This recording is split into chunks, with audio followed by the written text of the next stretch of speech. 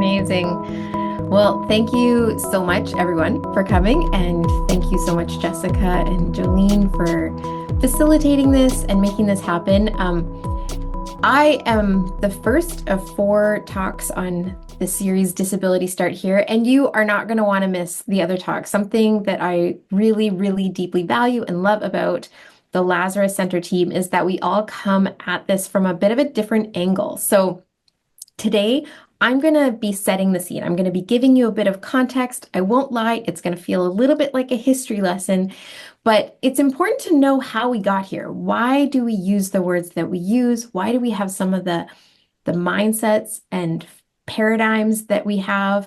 And then you're going to hear from the rest of the team. And to be honest, I can't remember if it's Michael or Greg next, but I love it how Michael, he's the academic. He comes at this from like an academic angle, a theological perspective. You've got Greg, who's got this biblical pastoral perspective, and then you've got Kathy, who's on the ground doing the like practical work of like, how does this actually play out in our ministries and in our lives? So each of the sessions will build on each other. And I really do encourage you to take in all 4 because they work together. It gives not only depth of knowledge, but breadth of knowledge so that we can work towards having the church be a place where persons of all disabilities can thrive as disciples and ministers of the gospel. So my name is Krista Ewert. It's nice to see some familiar faces. Either I met you at Impact or maybe I haven't met you yet, but I am seeing some familiar faces from Impact as well as from other areas of life. Either you've attended a Lazarus Centre event before, and I work at Northwest College and Seminary actually as the Director of Advancement. So I'm not actually on the academic side, but my education is in the area of disability, language, and rhetoric, especially as it pertains to policy and legislation and how that policy shapes our societal perceptions of disability. But I have also worked in churches, which means that I come at everything from that lens of Christ, from ministry background. What does this actually look like in our lives as followers of Jesus?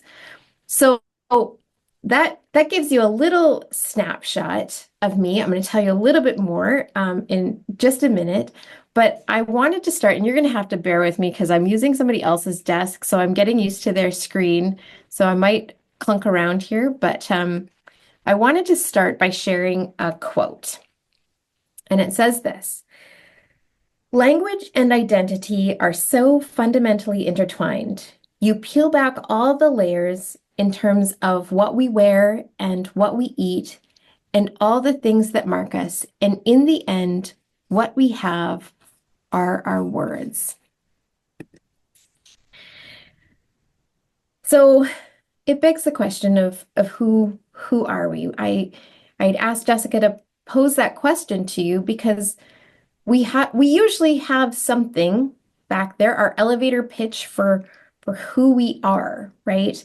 And sorry, you can make judgments about who I am by looking at me, but they might just be assumptions. They're a version of who I am. They're your version of who I am, and your sentiments towards me are going to be based on the connotations that you attach to the labels you have placed on me. So I've told you a little bit about my background. I can also tell you that I'm a wife. I am married to a choral conductor, which is a fun fact that people find interesting. I'm a mother. I have 3 children. My middle daughter, Ella, she's 15. She has Down syndrome. I am Canadian. I say I'm almost as Canadian as you can get. My family came to Canada in 1815, so a very, very long time ago. I love food. I'm a foodie. I love to garden, and I'm a child of God. Now, there are other ways that people might describe me. Somebody might say that I'm a chink. My father certainly used that term, being Chinese himself, and hearing it when people were referring to him, but it doesn't change the fact that it's derogatory. The same goes for the term Oriental. That kind of comes from the colonial era. Some might say I'm like a mutt, like you'd compare me to a dog, but that doesn't quite sound right. Uh, Other words I've heard are like half-breed, but that's not really right either. Or some might say that I'm biracial or I'm mixed race, but for many people, that term still carries negative connotations. So let's just say I'm mixed ethnicity. I have lots of different cultures in my background. But I hope you can already see how language and identity, while undeniably connected, can pose some really big problems when the words we use are not created by those for whom they're intended to describe. Now, that being said, please note today that as a presenter, I am not myself disabled. I would not call myself disabled. I therefore offer any analysis and recommendations in a spirit of humility. And anything you take forward from here should be implemented in consultation with those who have lived experience of disability. I will say, however, I have experienced the disabling factors of society as I have helped my daughter Ella navigate her world. So I offer my perspective as a parent of a child with a disability, my experience as a disability rights activist, and my background as an interdisciplinary researcher in the area of disability over the last decade or so.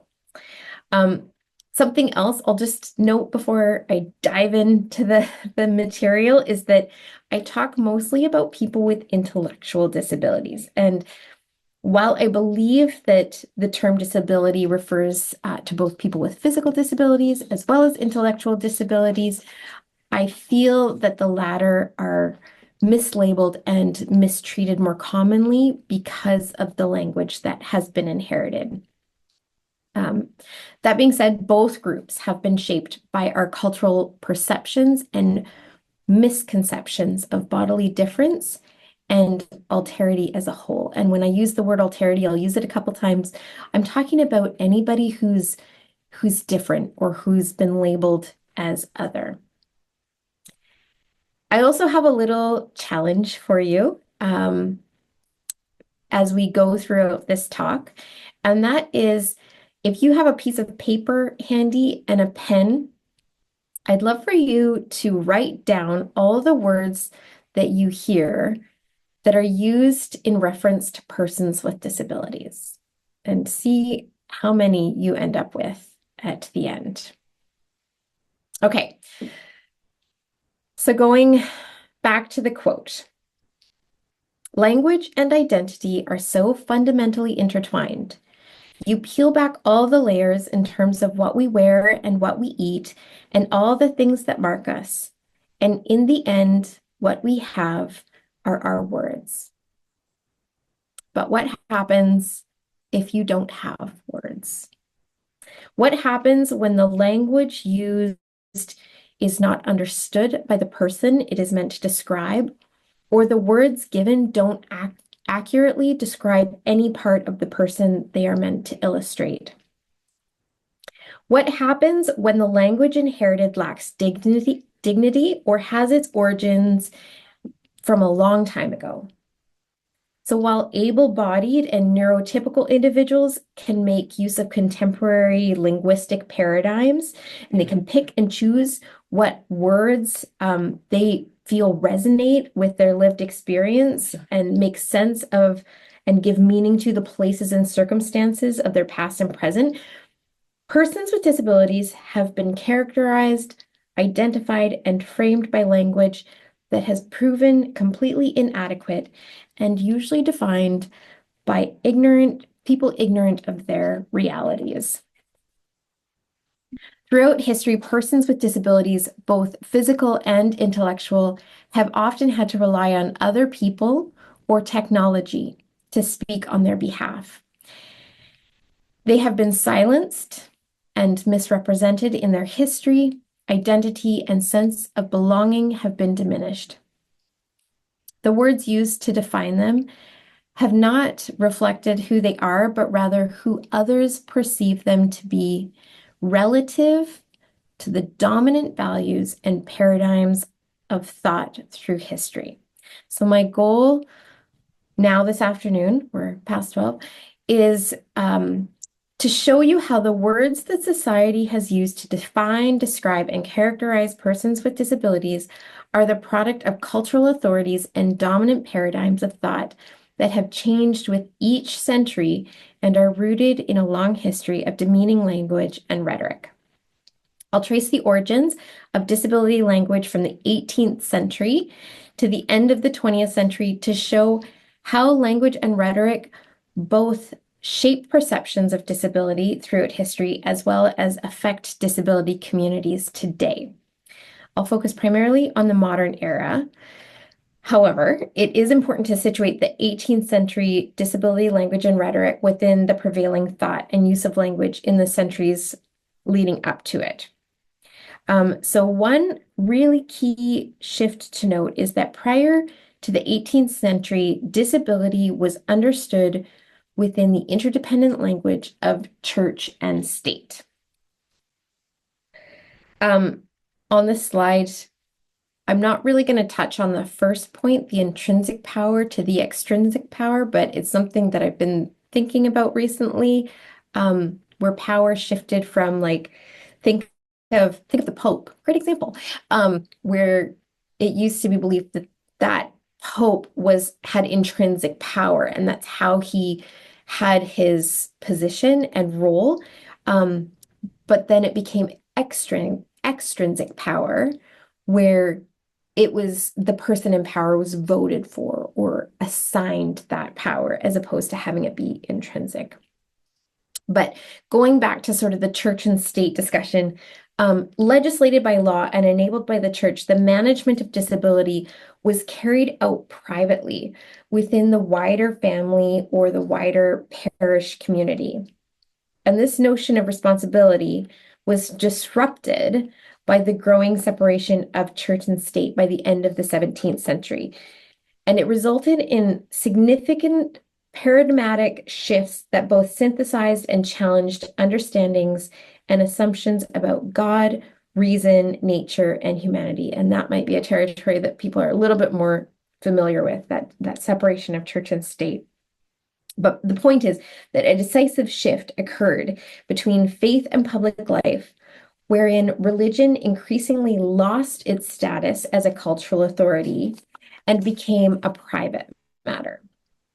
It made public life neutral regarding religion and allowed for reason, big capital R reason, to supersede the church as the public authority.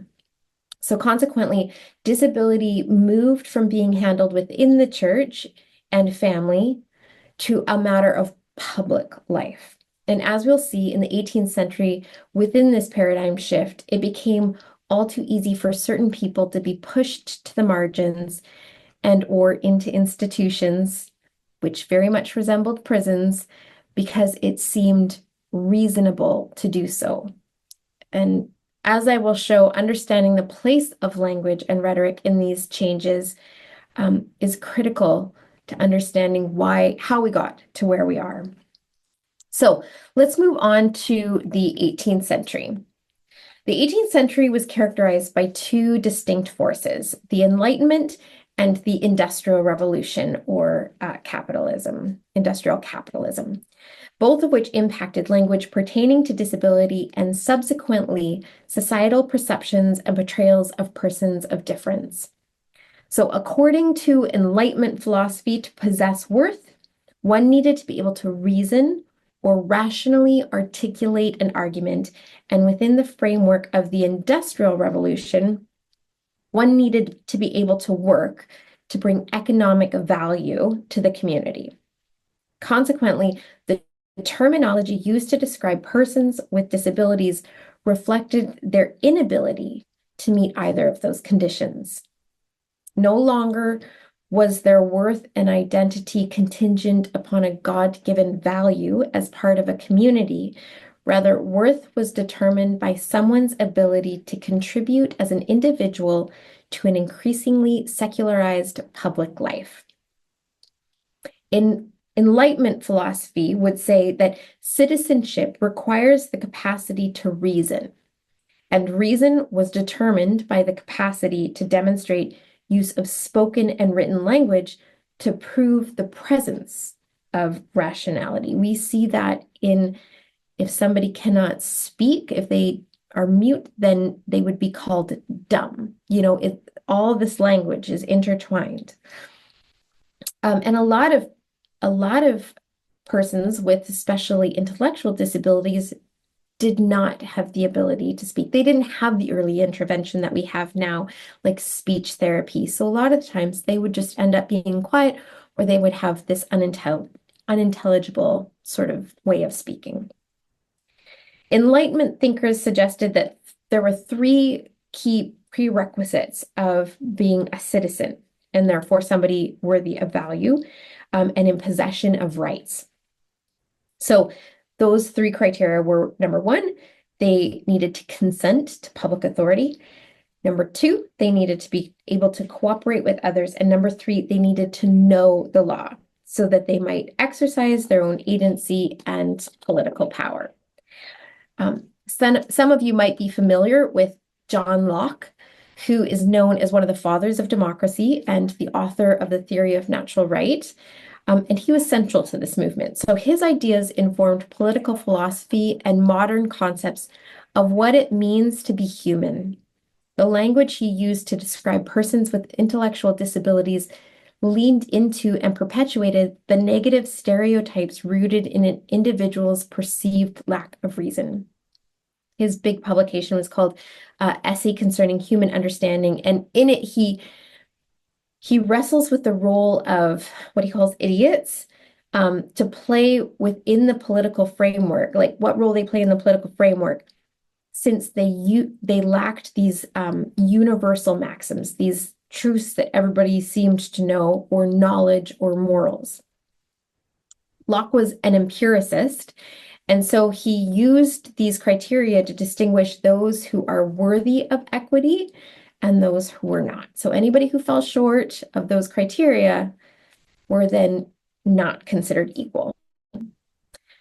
On the other hand, industrial capitalism emphasized production and a person's ability to work.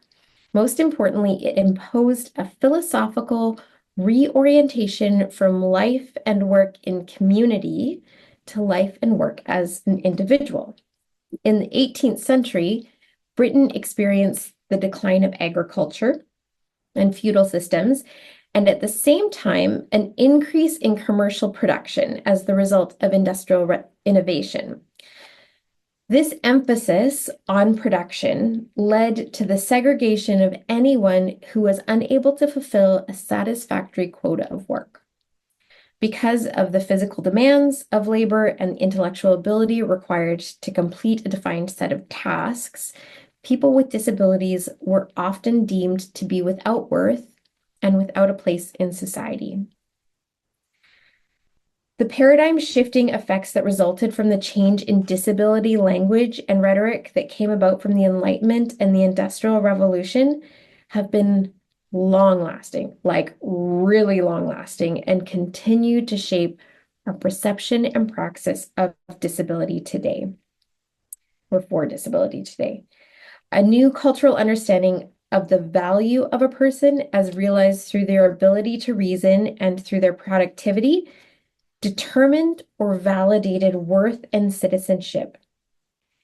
And I would argue that Western society continues to subscribe to these notions today. I know I probably don't need to point this out, but this is problematic for a number of reasons. The first reason it's problematic is because it gives human, and therefore like finite reason, the authority to determine the worth of an individual and what makes their life worth living. We see this challenge manifested in debates such as medical assistance in dying and abortion. Each piece of legislation is rooted in the belief that those who are lacking in capacity, intellectual or physical, are well within their rights to retire in the most literal sense from participating in public life. The second reason this is really problematic is because the disability rhetoric used in the 18th century continues to influence our ideas of citizenship and, by extension, our ideas of belonging. Citizenship continues to be understood and defined as the state of being a member of a particular country and having rights because of it, or having membership in a community. They don't meet the criteria, they can't be a member of a community. They don't meet the criteria, they're denied their rights. Finally, this shift in disability rhetoric fostered a cultural understanding that meaningful contributions to a society needed to take the form of industrial productivity or that intellectual contribution. And we continue to see this in society, but I would also argue that we continue to see this in the church. If you can do a lot of stuff, churches love you. If you can volunteer on lots of different committees, churches love you. If you can speak articulately from the pulpit, churches love you. Okay, that's the 18th century. Now we're going to move on to the 19th century. How did things change in the 19th century? So disability language significantly changed in the 19th century to reflect the authoritative role of an evolving medical landscape, and also continues to inform the way we speak about disability in a dominantly medicalized way to this day. As a result of a new interest in statistics and surveillance, the 19th century saw a number of cascading pieces of legislation that intertwined the medical discipline, that intertwined with the medical discipline for the care of persons of difference. So physicians, psychiatrists, lawyers, and scientists, think of people like Charles Darwin, were publishing scholarship that identified, characterized, and cataloged all living things. As part of this, perceived deviations were recorded, which necessitated a new set of language and consequently provided the framework for what we now know today as the medical model of disability. In the early part of the 19th century, there was a man named Adolf Quetelet, who was the first statistician to articulate the concept of normal. So 19th century, not that long ago, he just then articulated the concept of normal by applying the law of error used by astronomers. He applied the law to human features to create the concept of l'homme moyen, or the average man. The theory of normative thinking suggests that the majority of the population must fit within the norm, or situate themselves on the arc of a standard bell-shaped curve. So that top part of the curve, that is normal. That is where we get the term normal from. The perception of normal then informed a new way of cataloging and categorizing disability that continues to be built out today. For some, like Darwin, it was primarily an ecological or biological endeavor, but for others, such as François-Manuel Fodoré, a French forensic physician, there was a belief that, end quote, he said, medicine would bring the law a new scientific exactness, a medicalized light shining from the reason of the Enlightenment. Doesn't that sound elegant? End quote. Fodoré divided monsters, that's a quote, monsters among the human race, into three categories, all centered around their ability to reason and perform tasks. By grounding his classifications in performance of tasks, Fodoré demonstrates his commitment to the ideas of the Industrial Revolution. So, for example, the first was this group called Wondrous Divinity. I'm not sure where he got these names, but these individuals lacked simplest association of ideas and would repeat words meaninglessly, so demonstrating that lack of reason. The second group could manage simple tasks equivalent to a 7-year-old, so the lack of production. And finally, the third group, with some rudimentary education, could form slightly better ideas. So demonstrating that inferior reason. There was also a strong emphasis in the 19th century on discerning the cause of the deviation from quote unquote normal and the classification thereof. Scientists such as John Langdon Down, who was the superintendent of the world's first idiot asylum at Earlswood, England, tested theories linking physiological features to ethnic phenotypes, while others investigated links to socioeconomic status. So I'm just going to take a minute and take Down syndrome as an example.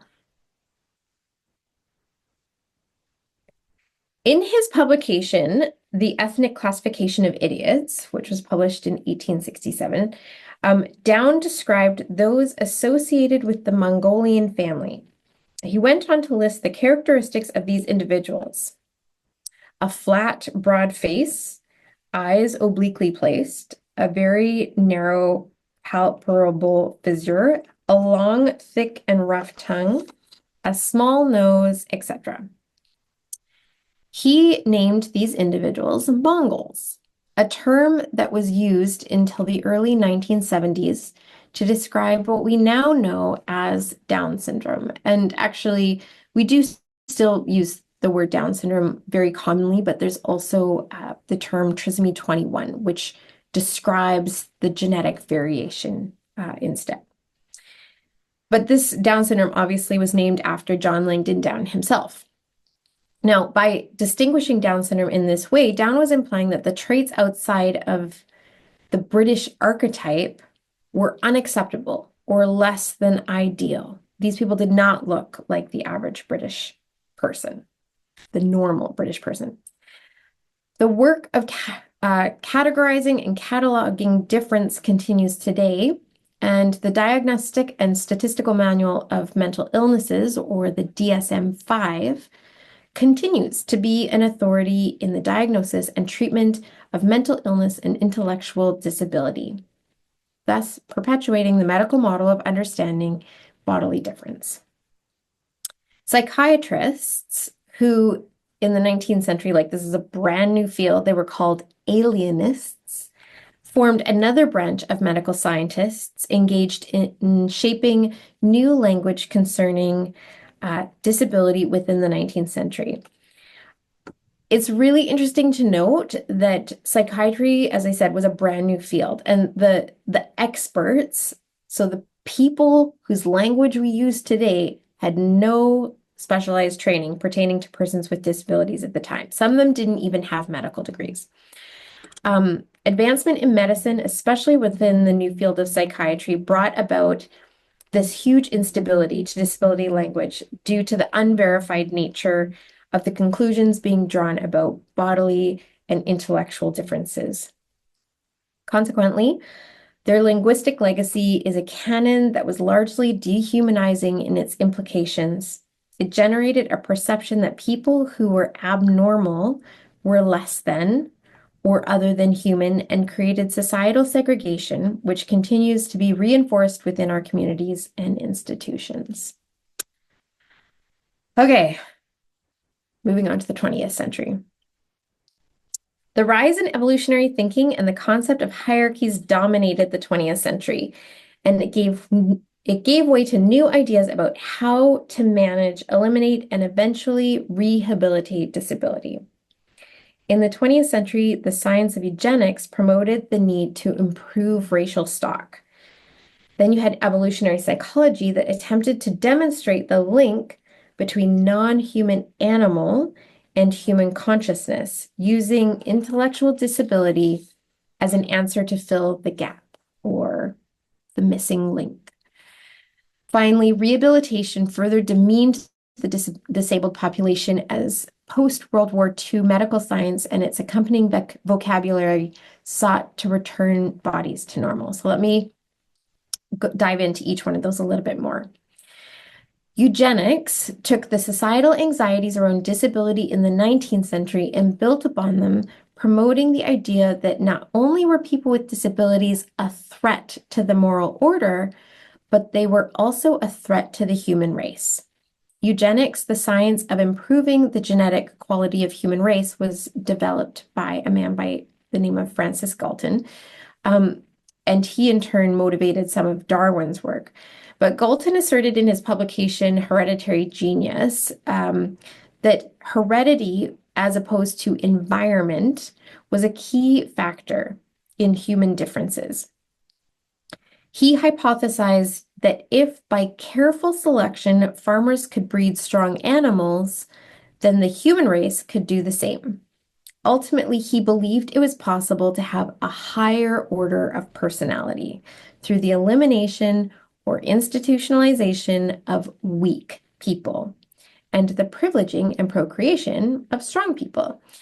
And if you think this idea is ridiculous and passé, I mean, you can just watch a movie like Gattaca, which when I put that in my notes, I realized actually how long ago Gattaca came out, and I'm dating myself. But really fascinating. If you haven't seen the movie Gattaca, you might want to take a look. Ethan Hawke and Uma Thurman. Okay, moving on to evolutionary psychology. This complemented the theory of eugenics in that it viewed the deficient person as a product of the failure to evolve in the first place. So Darwin argued man evolved from lower life forms, not only physically, but mentally as well. I think we've all heard these sorts of things. He asserted that there was a narrow consciousness gap between humans and animals, with idiots bridging that gap. Darwin pointed out that idiots as a lesser form of humanity were simply less evolved, similar to many depictions of savages who, in Darwin's opinions, shared characteristics with that of primates. The savages that I speak of, this was like in the area of colonialism, and there was lots of world exploration going on. And so the savages were the other cultures that they would encounter, like when traveling to Africa or traveling to South America. So to prevent the continuation of conditions such as Down syndrome and others like it, sterilization became a very common practice and was even made compulsory in some institutions and countries as the movement to eradicate mental deficiency began to gain momentum.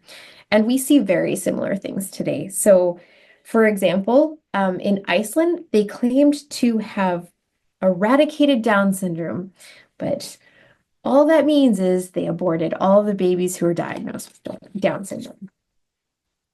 The practice of eugenics or race hygiene, called Rassenhygiene, I'm not German, I'm sorry, I probably slaughtered that, was most aggressively implemented when the National Socialist Party in Germany came to power in 1933, with the ideology built on the premise that the human stock must be purified from all of those unworthy of life.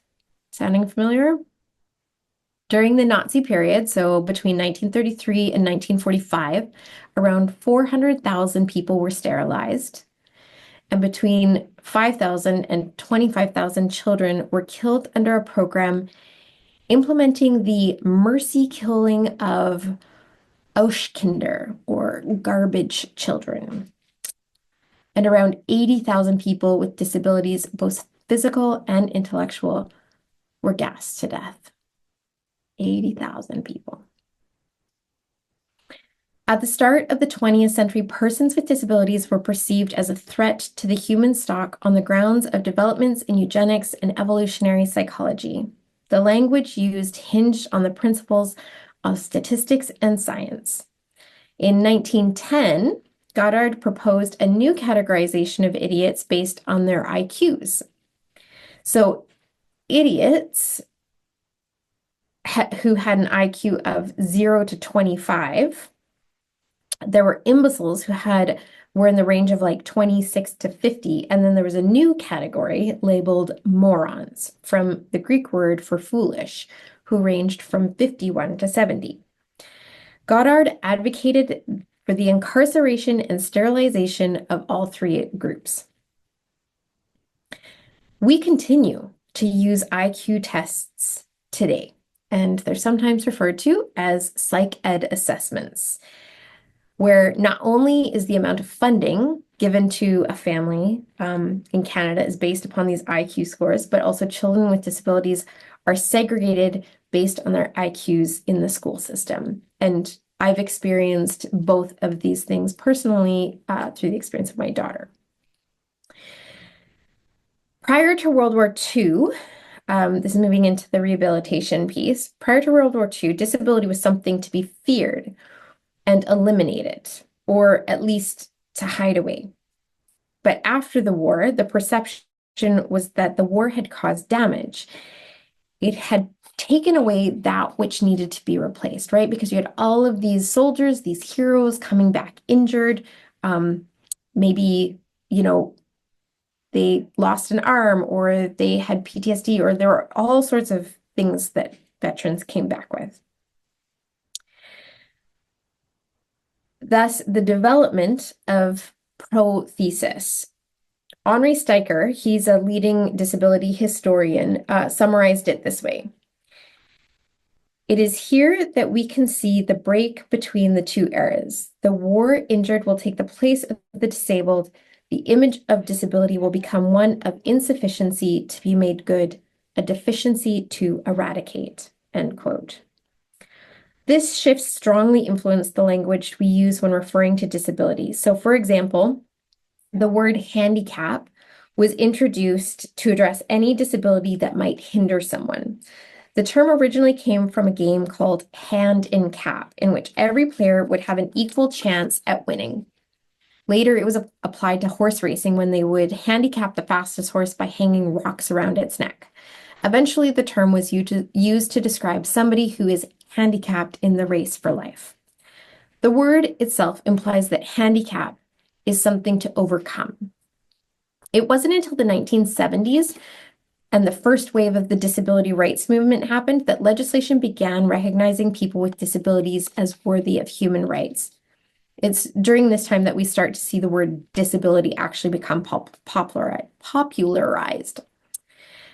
Around the same time, the term retardation began appearing in clinic and legislative documentation, especially as it pertained to education. The term retarded means, quote, to make slow, delay, keep back, or hinder, end quote, and began replacing words such as idiot or imbecile.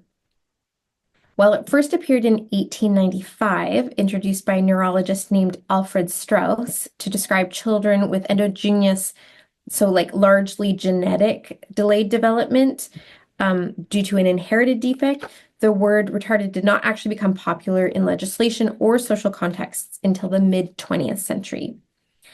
Similar to the terms it replaced, however, retarded eventually became derogatory and highly offensive. If there's one thing you take away from today, please don't use that word ever. While some may argue that the 20th century had the greatest reforms or progress in the area of disability and language, the new ways of thinking from rehabilitation to the disability rights movement and language created as a result continued to be dictated by the cultural authority and dominant social narrative. The language of eugenics promoted disability as a liability because it was a threat to human stock. The language of evolutionary psychology determined intellectual disability as liminal, and having bridged the gap between animal and human, it treated the disabled person as dispensable. And rehabilitation deemed disability as temporary and just in need of correction. So I hope that I have evidenced for you that within each century, a different cultural authority, so medical, political, religious, has given power to the language it created to define, describe, and characterize people with disabilities. The human representatives of those authorities, so the priests, the lawyers, the scientists, the physicians, in turn pronounced judgment upon individuals as idiots, morons, imbeciles, feeble-minded, handicapped, retarded, or disabled. And what we're left with is an unstable and inconsistent language that fails to fully realize the humanity and fullness of a person. In 21st century language, the term normal continues to be a measure of the way we process the world around us, from our height to social behavior. Yet despite the endless realm of classification, we have now discovered that really there's no such thing as normal. Normal has also, since its inception, implied that anything outside of normal is negative, which is not the case. We must choose other words that disassociate perception with fact, so that instead of something being abnormal, it may just be different, or instead of being a defect, consider that it might just be a simple variation. In every century, the dominant paradigm of thought positioned disability as less than and dependent on an able-bodied counterpart with no reciprocity. Language is more than just words. Language is directly related to power. As Michel Foucault asked, quote, "What is being said in what is being said?" End quote. If a language creates distinction and alterity and is the result of power, there is this, quote, "fear of alterity when it embodies profound distortion, but also pleasure in alterity when it reveals the other face of society and its powers," end quote. Alterity is represented in language holding the question of who gets to speak, who shapes rhetorical interaction, and how do we read bodies? We must consider who or what held the power as the creators, inventors, and gatekeepers of language in the modern West. And what does this say about the legacy of language we are left with and the collective identity of a people group who were unable to choose the words that would be used to tell their stories after they were gone?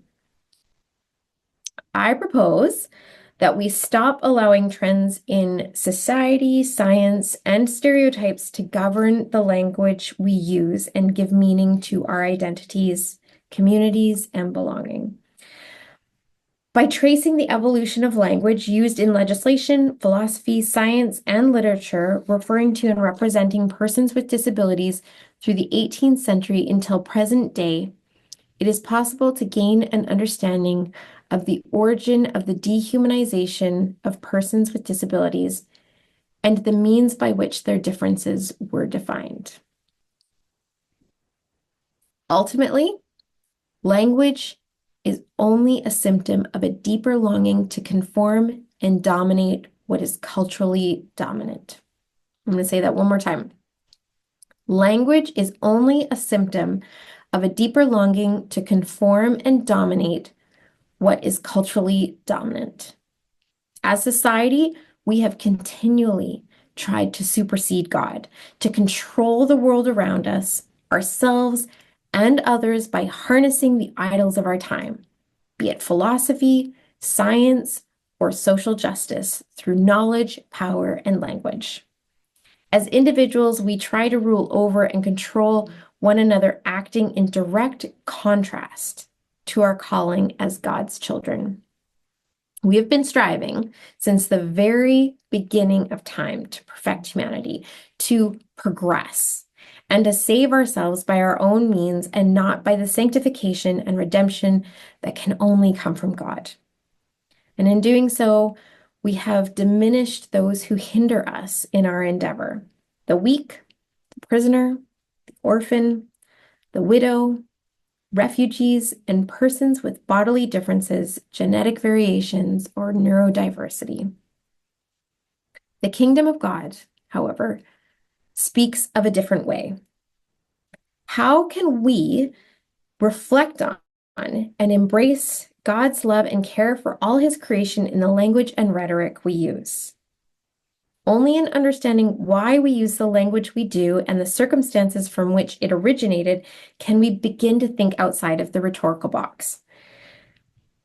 Returning to a sacred view of human life, we must ground ourselves in the truth that God made all of his creation for his glory.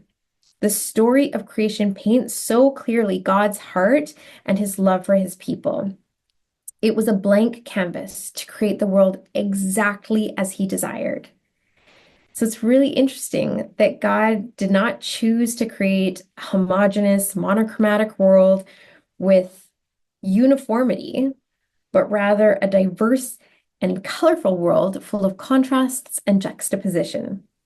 He created light and dark, night and day, waters, land, man, woman, beast, insect, and then he gave his creation meaning and significance by having Adam, whom he named, in turn name every tree, fruit, fish, and bird. There is an innate bond between the namer and the named. Just think of a parent giving a child a name. Giving a name bestows a uniqueness upon an object or a person. We learn that in Genesis 2. Naming also has the ability, however, when done from a position of power, to exclude and discriminate against the other. In the story of creation, however, naming establishes the significance of difference, and as God said, it was really good. Okay, I added the really. No two people are the same. And God formed each one of us, carefully knitting us together in our mother's wombs. He views each person as body, mind, heart, and soul.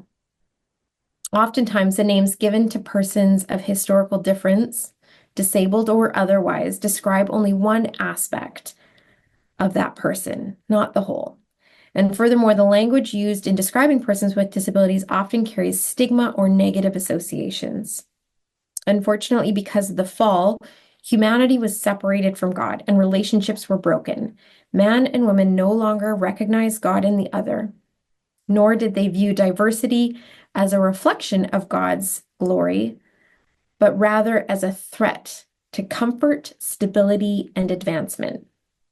It is no surprise then that God is so concerned with reconciliation and why he sent his son to be a minister of reconciliation. Ever since that moment when the serpent deceived God's children, he has been on a mission to reconcile creation back to himself and bring humanity to a state of wholeness once again. So, for this reason, biblical accounts of healing are not just demonstrations of God's power, but also an act of reconciling the relationship between God and his people. More often than not, acts of healing in the New Testament give the person being healed access to the gospel and bring them closer to wholeness that can only be realized in the fullness of Christ. We only know the names of two individuals healed in the New Testament. There's blind Bartimaeus and Lazarus. Lazarus in Greek means God helped. As a church, we too must recognize our complete dependence on God and our need for God as a helper, advocate, creator, and father as we collectively represent Imago Dei. In other words, we cannot fully know God without seeing God in the other. Not just the able-bodied, articulate, or intelligent members of our congregations, but in everyone, because we are all made in the image of God and all in need of a Savior. So my hope today is that this presentation serves as the start of a conversation so that together we can reimagine a kingdom language that holds both our brokenness as well as our identity as children of God, made in the image of God. So the two questions are, can you think of a time when you were in a situation when you didn't know what words to use when referring to a person with a disability? And can you think of a word that someone else used when referring to a person with a disability that made you uncomfortable, or maybe that you didn't know? And I really want to encourage you. Part of the beauty of this conversation is, I was saying to Jessica and Jolene, like, this is I'm not very smooth. I'm not an academic, so I don't present like all the time. Um, but the whole point of the Lazarus Centre conversation is making space for us to just be ourselves and admit where we don't know things and ask questions and learn from each other. So I hope that you will be honest with each other, and it's okay to not have all the answers.